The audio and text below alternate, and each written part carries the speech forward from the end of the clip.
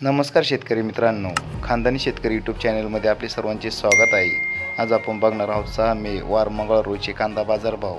मित्रांनो, जर कोणी चॅनलवर नवीन असाल तर चॅनलला सबस्क्राईब करून घ्या।